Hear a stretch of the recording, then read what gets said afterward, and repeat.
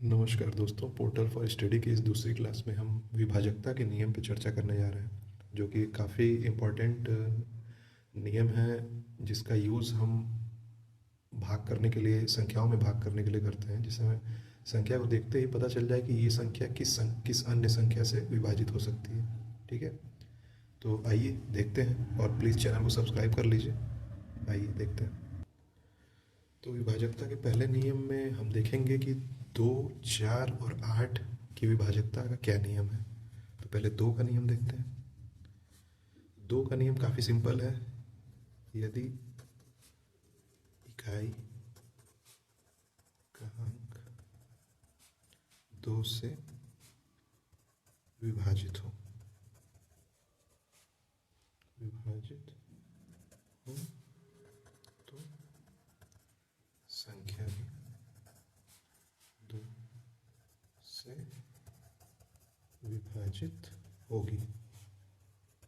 ठीक है, इसका अर्थ ये है कि कोई भी संख्या अगर लिखी हो और उसके अंत में 0, 2, 4, 6, 8 आए, तो ये संख्याएं भी, ये पूरी संख्या भी 2 से विभाजित होगी। ठीक है, 4 का रूल देख लेते हैं।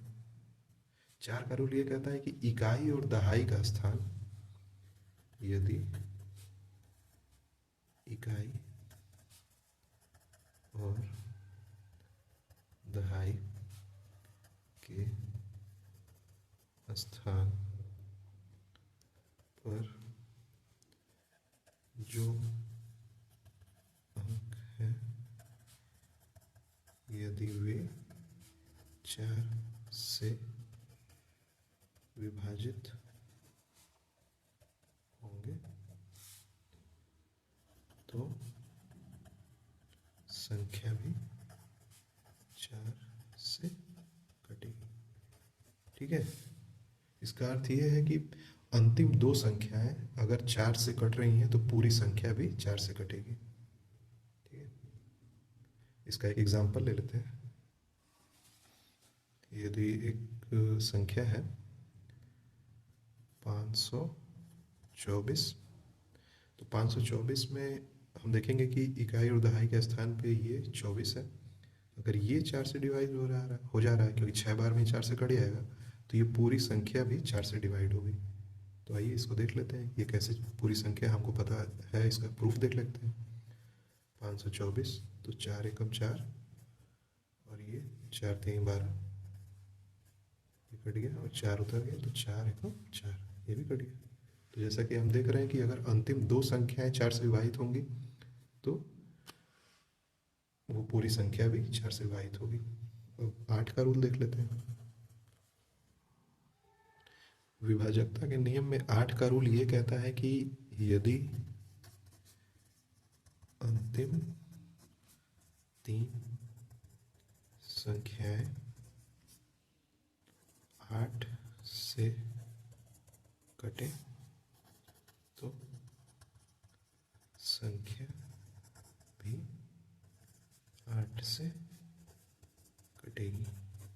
ठीक है, इसका सीधा सीधा मतलब ये है कि अगर कोई कितनी भी बड़ी संख्या लिखी हो, 5, 6, 7, 8,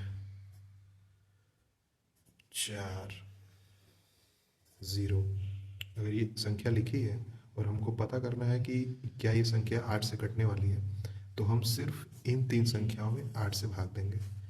तो 8 से भाग देंगे तो 8 एकम 8, और 8 पचे 40, तो ये 15 बार में, 105 बार में ये कट जाएगा। ठीक है, तो आइए इसका प्रूफ भी देख लेते हैं कि क्या ये संख्या सच में 8 से कट रही है। 5, 6, 7, 8, 4, 0, 8 से 8 7 56, तो ये हो गया 56, और 8 64, और 8 9 72, 8 9 72, तो ये हो गया 6 उतर गया, 6 और 8 64, तो ये 4 उतर गया, 4, तो 8 पचे 40, तो ये 4 हो गया, और यहाँ पे जैसा कि हम देख सकते हैं, फिर से 5 बार में 40। ठीक है, तो जैसा कि आप देख सकते हैं कि 8 का डिविजिबिलिटी का रूल ये कहता है कि यदि संख्या के आखिरी 3 अंक 8 से कटेंगे तो वो पूरी संख्या भी 8 से कटेगी। ठीक है, अब अगला देखते हैं। 3, 6, 9, 3, 9, 27, 81, इनका रूल देख लेते हैं। 3, 9, 27, 81 और ऐसे ही 3 के घात में जो भी नंबर है उनकी विभाजकता का रूल भी काफ़ी सिंपल है। एक ही नियम है सिर्फ कि यदि संख्याओं के अंकों का योग अंकों का योग 3, 9, 27 से विभाजित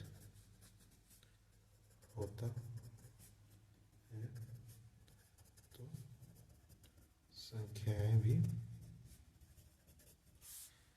3, 9, 27 से विभाजित होंगी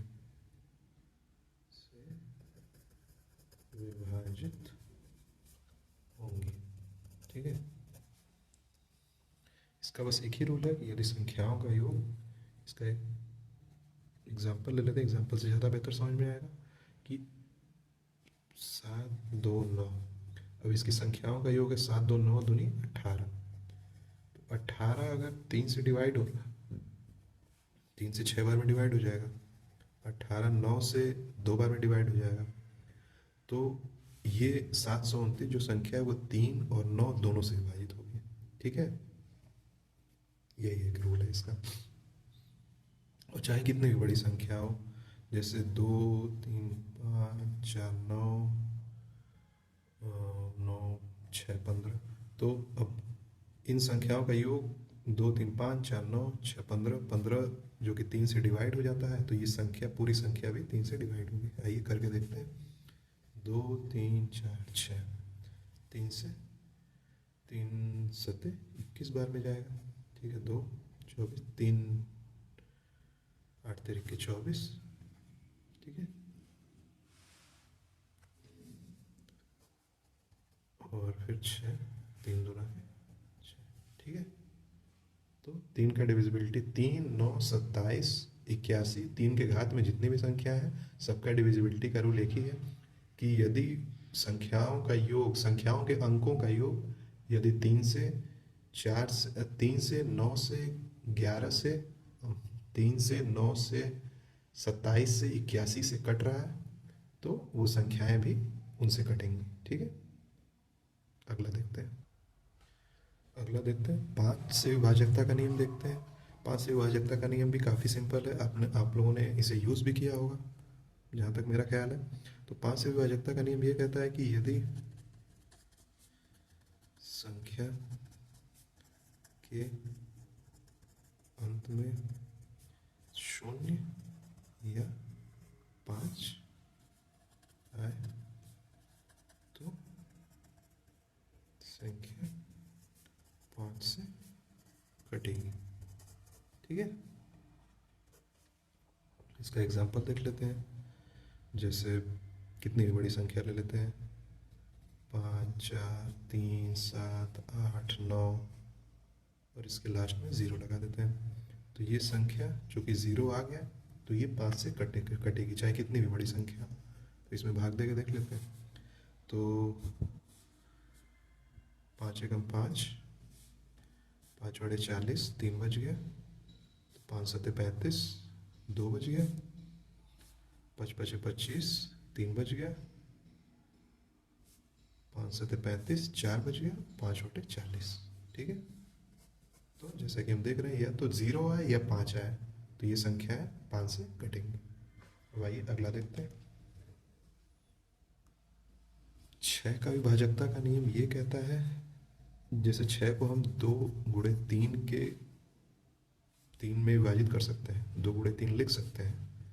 तो 6 का विभाजकता का नियम ये कहता है कि जो भी संख्याएं 2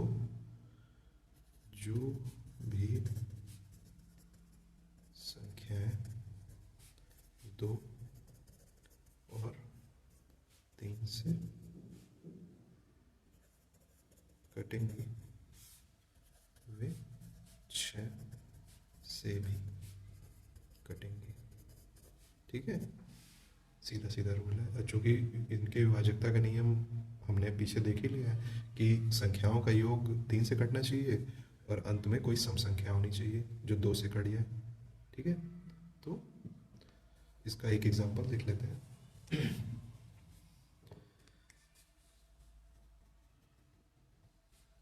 216। ठीक है, तो 6, अब इसका 216 को 6 से काटने के लिए पहले हम देखेंगे कि ये इसके अंत में सम संख्या है तो ये 2 से भी कटेगी। 216 को 3 से काट के एक बार देखेंगे, 6 1 7 2 9, तो ये चूँकि 9 3 से कट रहा है तो हमें ये पता चल जाएगा कि ये संख्या 6 से भी कटेगी। तो 216 को 6 से काट के देख लेते हैं एक बार। तो 6 3 18, 3 बच गया 36, 6 छोड़ के 36। ठीक है, तो 6 का भी रूल काफ़ी सिंपल है। आइए अब आगे देखते हैं। 7 का विभाजकता का नियम थोड़ा कठिन होता है और इसे याद रखना थोड़ा कठिन है, लेकिन आइए इसको देखते हैं। आप एक दो बार प्रैक्टिस करेंगे तो ये आ जाएगा। जैसे 7 के लिए एक इसका एग्जाम्पल ही लेके देखते हैं। जैसे 154 लेते हैं। ठीक है, तो 154 में से जो इकाई का अंक है इसे मतलब इकाई के अंक में 2 से गुणा करते हैं, इंटू 2 करते हैं, 8 आ गया। तो इस और जो अन्य अंक है उसमें से 8 घटाते हैं। ठीक है, तो 8 घटाएंगे तो ये 7 आ जाएगा। तो अगर ये संख्या जो आई है अगर ये 7 से कट रही है तो ये पूरी संख्या भी 7 से कटेगी। ठीक है, आई होप कि समझ में आया होगा। आइए एक और संख्या को लेकर देखते हैं। जैसे 343। ठीक है, 343 में आप पहले इस 3 में ही जो इकाई का अंक है इसमें 2 से गुणा करेंगे, इंटू 2 करेंगे तो 6 आ जाएगा। और ये जो 34 है 34 में से 6 माइनस करेंगे। ठीक है, तो 34 में से 6 माइनस करेंगे तो 28, जो कि 7 से कटेगा। तो ये पूरी संख्या जो 343 है ये भी 7 से कटेगी। ठीक है, तो आप ऐसे ही अन्य संख्याओं को लेकर जैसे एक और संख्या लेते हैं 6 8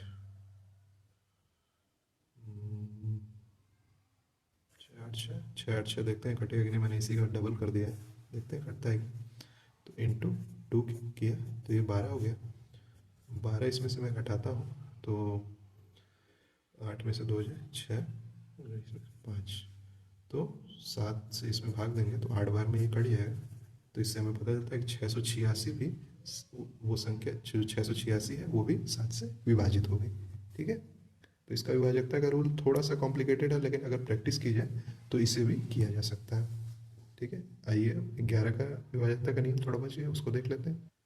तो दोस्तों अगला क्वेश्चन, अगला एक नियम है जो 11 का विभाजकता का नियम है, तो इसे भी देख लेते हैं।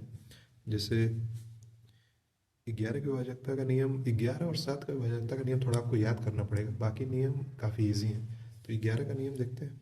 तो पहले छोटी संख्या को लेते हैं 1 2 1। ठीक है, तो 11 का विभाजकता का नियम ये कहता है कि एक संख्या छोड़ के, जैसे ये संख्या, इनका योग इसके बराबर होना चाहिए। मतलब ये जो संख्या है एक संख्या छोड़ के, अगर इसके बाद संख्या रहती तो एक संख्या और छोड़ के एक तरफ लिखते हैं, तो ये 2 = 2। इनका अगर ये दोनों पक्ष अगर बराबर हो जाए तो ये संख्या, ये कोई जरूरी नहीं कि 2 ही है। ठीक है, ये 11 11 भी आ सकता है, 9 9 भी आ सकता है, 8 8 भी आ सकता है, 7 7 भी आ सकता है। अगर ये बराबर आ रहा है तो ये संख्या 11 से कटेंगी। ठीक है, एक और एग्जांपल इसके लिए देख लेते हैं 6 4 2 8 4। ठीक है, तो 1 2 और इसका ये एक तरफ हो जाएगा। तो 6 2 8 4 12 = 8 और 4 12। तो ये भी संख्या, जैसा कि हम देख रहे हैं कि ये दोनों पक्ष बराबर हो गए हैं, तो ये संख्या 11 से कटेगी। ठीक है, तो इसका सीधा सीधा मतलब होता है कि एक संख्या छोड़ के उसको जोड़ेंगे तो जो भी अंक आए वो अन्य संख्याओं के योग के बराबर होना चाहिए। ठीक है, एक और इसका एग्जांपल देख लेते हैं।